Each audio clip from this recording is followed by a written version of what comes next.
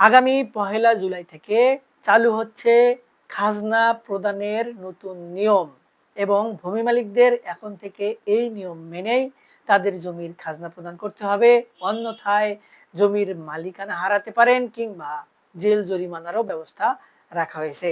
সুপ্রিয় ভিউয়ার্স, চলুন আজকের এই ভিডিওটিতে এই সংক্রান্ত বিষয়গুলো নিয়েই বিস্তারিত আলোচনা করি। ভিডিওটির বিষয়বস্তু অত্যন্ত গুরুত্বপূর্ণ প্রত্যেকটি জমির মালিকের জন্য, তাই ভিডিওটি দেখার জন্য বিশেষভাবে অনুরোধ রইল।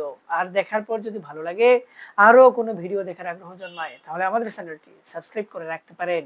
আর পরবর্তীতে নতুন কোনো ভিডিওর নোটিফিকেশন পেতে সাবস্ক্রাইব বাটনের পাশের বেল আইকনটি চেপে দিয়ে রাখবেন।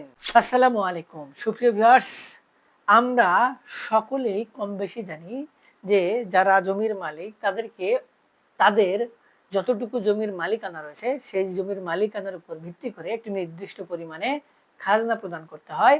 আইনত বলা হয়েছে প্রতি বছর বছর দিতে হয়, কিন্তু প্রায় 70 থেকে 80% ভূমি মালিক খাজনা ঠিক মতো দেয় না।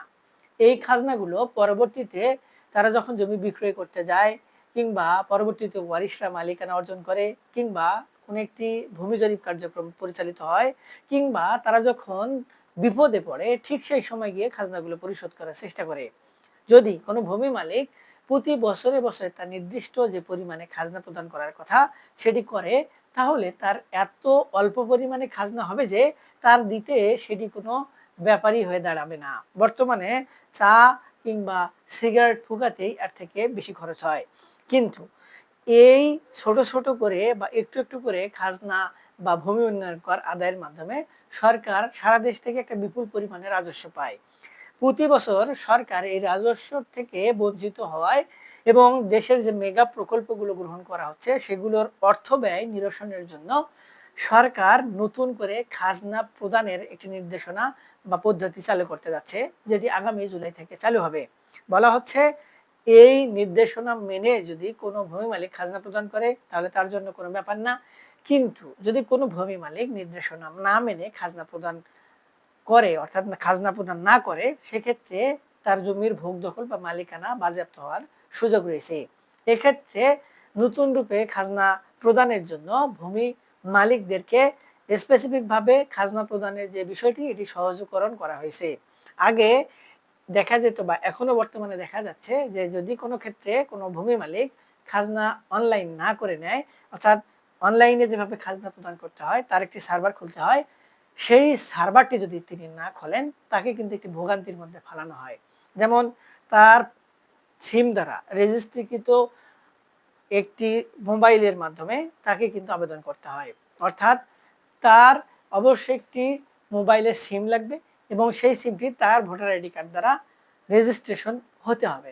এখন এক্ষেত্রে যদি কোনো নাবালকের সম্পত্তি থাকে তাহলে সে কি করবে, এই বিষয়ে কোনো নির্দিষ্ট নির্দেশনা নাই। আবার এই অনলাইনটি আবার অ্যাপ্রুভ দেয় ভূমি অফিস থেকে। এই অ্যাপ্রুভ দেওয়ার জন্য আবার ঘুষও প্রদান করতে হয় মাঝে মাঝে, তারপরেও হয় না। এই ভোগান্তিগুলোকে কাটিয়ে ভূমি উন্নয়ন কর বা খাজনা প্রদানকে সহজীকরণ করার জন্য প্রত্যেকটি ভূমি অফিসকে নির্দেশ প্রদান করা হয়েছে।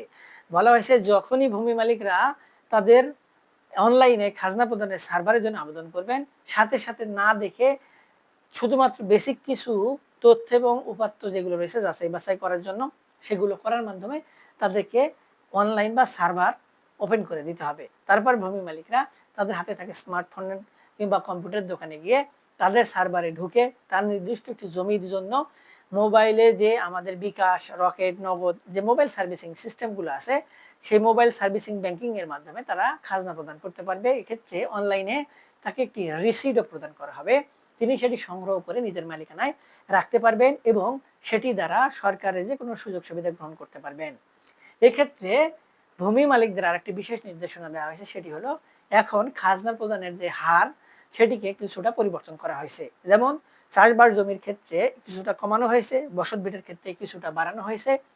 যেগুলো বাজার বা ব্যবসা প্রতিষ্ঠানের অঞ্চল সেগুলোর ক্ষেত্রে কিছুটা বাড়ানো হয়েছে এবং যেগুলো সিটি কর্পোরেশনের আওতাভুক্ত সম্পত্তি সেগুলোর ক্ষেত্রে কিছুটা বাড়ানো হয়েছে এবং যেগুলো আপনার রাজধানীর আওতাভুক্ত সম্পত্তি বা ফ্ল্যাটের সম্পত্তি সেগুলোর ক্ষেত্রে কিছুটা বাড়ানো হয়েছে। এক্ষেত্রে ভূমি মালিকদেরকে এই কার কতটুকু সম্পত্তি এবং কোন অঞ্চলে সম্পত্তি সেগুলো জেনে বুঝে তারপরে নির্ধারিত যে খাজনার ফি রয়েছে সেই ফি অনুযায়ী তাদেরকে খাজনা দিতে বলা হয়েছে। এবং এক্ষেত্রে আরেকটি বিশেষ সুযোগ রয়েছে ভূমি মালিকদের, সেটি হচ্ছে অনেক সময় দেখা যায় যে ফসলি জমির ফসল নষ্ট হয়ে যায় কিংবা অতিবৃষ্টি অনাবৃষ্টির কারণে সম্পদ কিংবা ফসল নষ্ট হয়ে যায়। এক্ষেত্রে যদি কোনো চাষি তার নির্ধারিত যে জমি সেই জমিতে খাজনা প্রদান না করতে পারেন, তাহলে ওই চাষি যদি আবেদন করেন যে আমি এইভাবে ক্ষতিগ্রস্ত হয়েছি, অর্থাৎ বন্যার কারণে ক্ষতিগ্রস্ত হয়েছি, অতি বৃষ্টির কারণে ক্ষতিগ্রস্ত হয়েছি বা অতি খরার কারণে ক্ষতিগ্রস্ত হয়েছি, তাহলে তারা যখন আবেদন করবে তখন তাদের খাজনাটি মওকুফ করা হবে বা একটি বিশেষ বিবেচনায় শিথিল করা হবে। তবে এক্ষেত্রে আবেদনপত্র অবশ্যই ইউনিয়ন ভূমি অফিস বা তহসিলদারের কাছ থেকে বা উপজেলা ভূমি অফিস বা সিটি কর্পোরেশন যেগুলো রয়েছে সেখান থেকে বা জেলা প্রশাসকের কার্যালয় থেকে সংগ্রহ করতে হবে। অর্থাৎ ভূমি মালিকদেরকে একেবারে ক্ষতিগ্রস্ত করা হয় নাই, আবার তাদেরকে কিন্তু ছাড়ও দেওয়া হয় নাই। তবে সুযোগটি যথাযথভাবে কাজে লাগিয়ে ভূমি মালিকদের এর সুফল গ্রহণ করতে হবে। এখন এই বিষয়গুলো পর্যালোচনা করে দেখা যাচ্ছে যে যদি ভূমি মালিকরা এই নির্ধারিত নিয়ম না মেনে খাজনা প্রদান না করেন, তাহলে সেক্ষেত্রে তারা কিন্তু বিপদে পড়বেন।